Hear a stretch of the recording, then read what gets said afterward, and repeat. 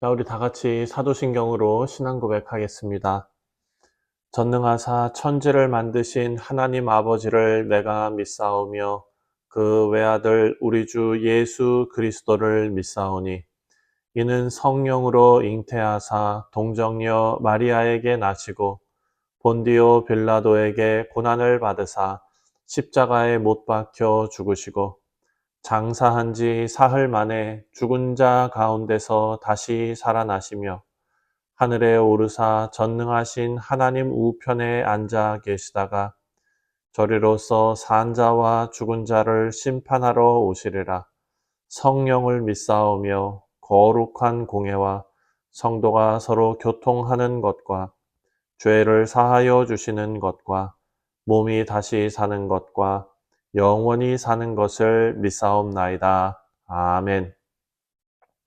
자, 우리 다 같이 찬송가 374장, 나의 믿음 약할 때 함께 찬송하겠습니다.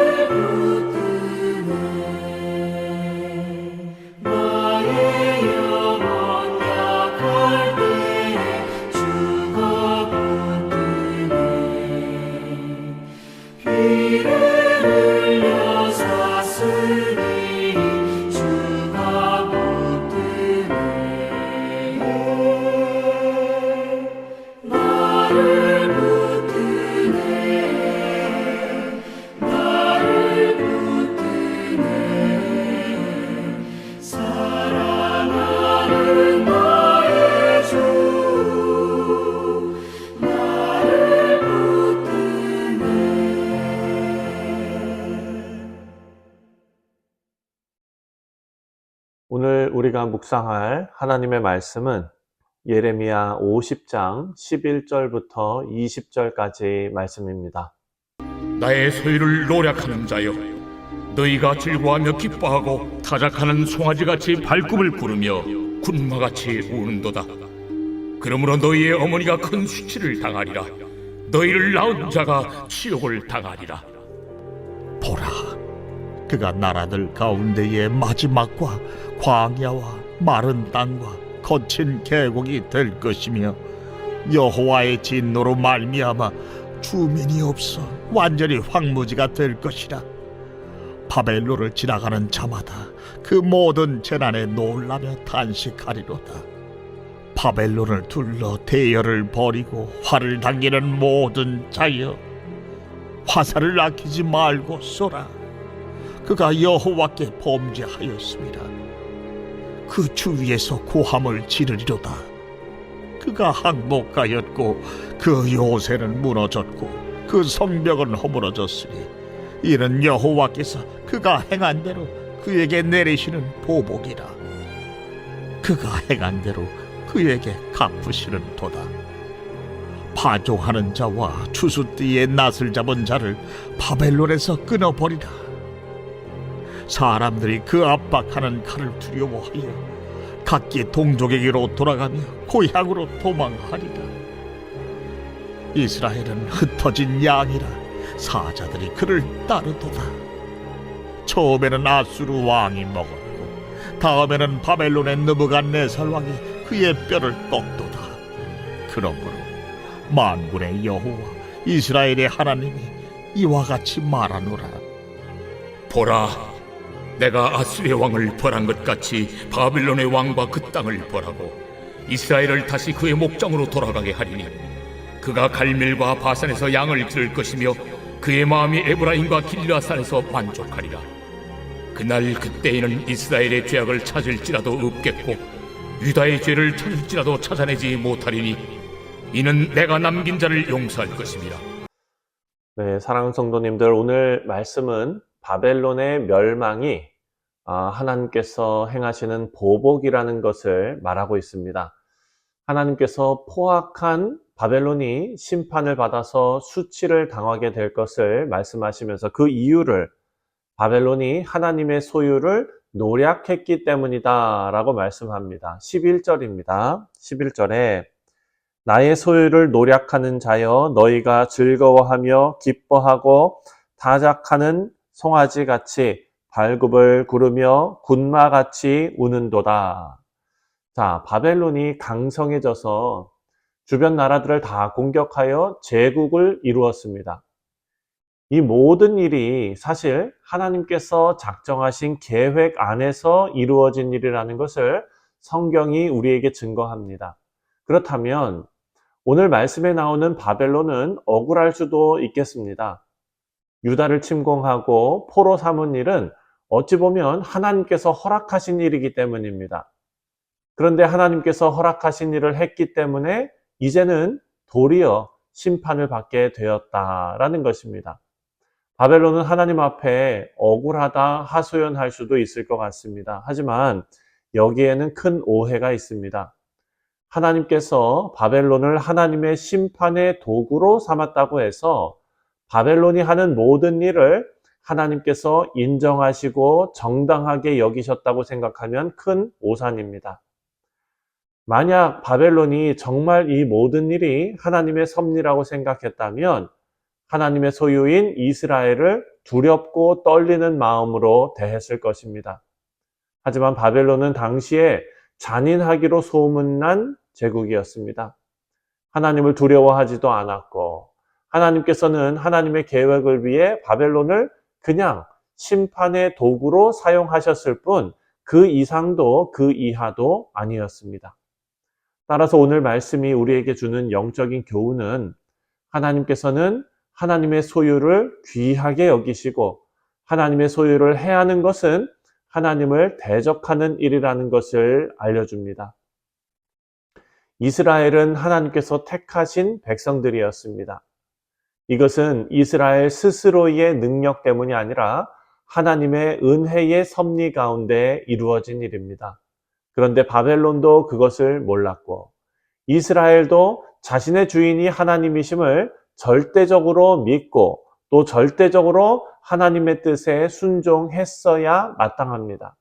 하지만 이스라엘은 자신이 하나님의 소유인 것을 망각하고 우상숭배로 심판을 자초했지요. 여러분, 그렇다 하더라도 하나님께서 자신의 소유로 삼으신 이스라엘을 함부로 해하는 것은 하나님을 대적하는 일이 됩니다. 바벨론이 바로 이 일을 한 것입니다. 바벨론이 심판을 받아 마땅하게 된 이유가 바로 이것입니다. 사랑하는 성도님들, 오늘날도 마찬가지입니다. 하나님께서는 하나님의 소유를 소중히 여기십니다. 특별히 주님의 몸된 교회는 하나님께서 소중히 여기시는 하나님의 소유입니다. 교회와 성도를 핍박하는 자들은 하나님을 대적하는 것임을 말씀이 분명히 경고하고 있습니다. 여러분, 세상은 교회를 핍박하고 성도들을 핍박합니다. 이것은 심판의 이유를 쌓고 있는 것임을 그들은 깨달아야 합니다.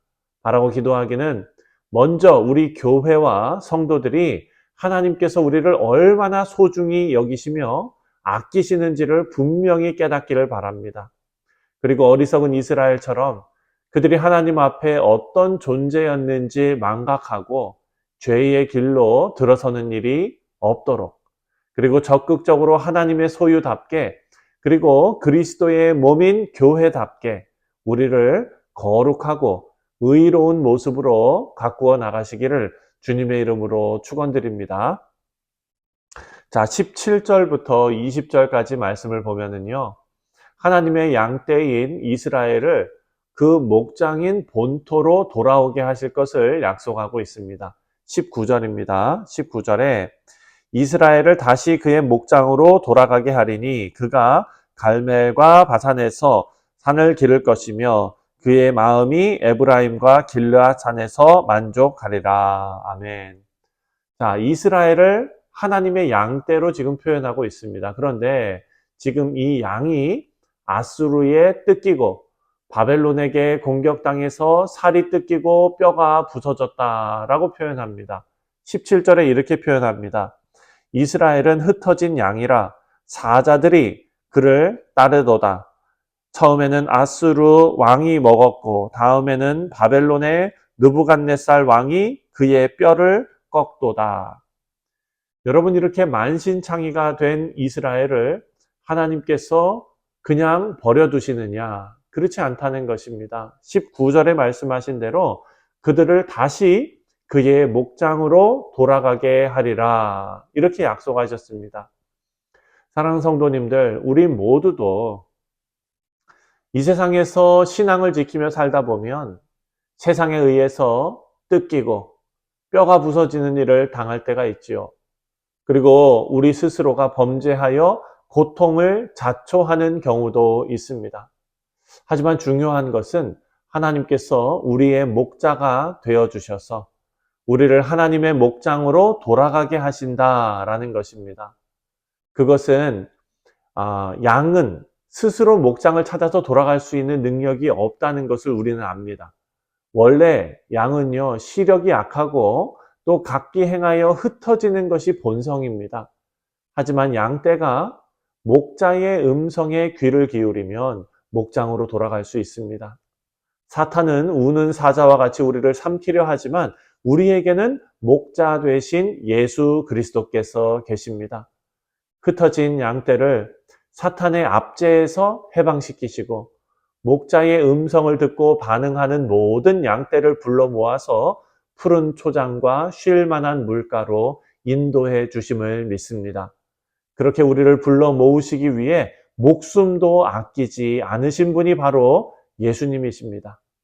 그리고 우리 모두는 멸망당할 자들이었지만 하나님께서 목적을 가지고 남긴 자들이 되었습니다. 오늘 20절 말씀을 보니까 내가 남긴 자라는 표현이 나옵니다. 20절에 여호와의 말씀이니라 그날 그때에는 이스라엘의 죄악을 찾을지라도 없겠고 유다의 죄를 찾을지라도 찾아내지 못하리니 이는 내가 남긴 자를 용서할 것임이라. 아멘. 사랑하는 성도님들, 이 말씀을 받는 우리 모두가 하나님께서 멸망당할 자들 중에서 특별히 구별하셔서 남긴 자들이라는 것을 꼭 믿으시기 바랍니다. 우리 모두가 교회에 나오고 하나님을 믿게 되는 것이 우연처럼 보이겠지만 이 세상에 존재하는 80억에 가까운 사람들 중에 하나님을 알고 복음을 듣고 믿음이 생겼다는 것은 기적에 가까운 일입니다. 하나님께서 우리를 택하시고 남기셨습니다. 여러분 바라고 기도하기는 그 부르심의 은혜에 합당한 삶을 오늘 하루도 우리가 살아내시는 모든 성도님들 되시기를 주님의 이름으로 축원드립니다. 기도하겠습니다. 하나님 아버지, 하나님께서는 행한 대로 갚으시는 분이십니다. 다만 하나님께서 택하신 하나님의 양떼들은 목숨을 희생하시고서도 그들을 구원하시는 구원자 하나님이심을 말씀을 통해 다시 한번 우리에게 깨닫게 하시니 감사를 드립니다. 하나님 아버지, 우리가 구원받은 하나님의 백성답게 주님의 몸된 교회답게 살아갈 수 있도록 오늘 하루도 우리에게 힘과 지혜와 용기를 허락하여 주옵소서. 감사드리오며 예수님의 이름으로 기도하옵나이다. 아멘. 하늘에 계신 우리 아버지여, 이름이 거룩히 여김을 받으시오며 나라가 임하시오며 뜻이 하늘에서 이루어진 것 같이 땅에서도 이루어지이다. 오늘 우리에게 일용할 양식을 주시옵고 우리가 우리에게 죄 지은 자를 사하여 준 것 같이 우리 죄를 사하여 주시옵고 우리를 시험에 들게 하지 마시옵고 다만 악에서 구하시옵소서. 나라와 권세와 영광이 아버지께 영원히 있사옵나이다. 아멘. 네, 사랑하는 성도님들, 오늘 목요일은 우리가 함께 신앙생활하는 교우들을 위해서 기도하는 날입니다. 특별히 우리 믿음회에 우리 교회의 어르신들 위해서 기도하실 때에 하나님께서 영육간의 강건함으로 붙들어 달라고 위해서 기도해 주시고 또 출타 중인 성도들 있습니다. 오고 가는 발걸음을 하나님께서 아름답게 지켜주시도록 위해서 기도해 주시고 또 우리 모든 성도님들의 사업과 직장과 학업과 가정 위에 하나님의 은혜가 넘치도록 임하게 될 줄 믿습니다. 그를 위해서 우리가 다 같이 한 목소리를 기도하겠습니다.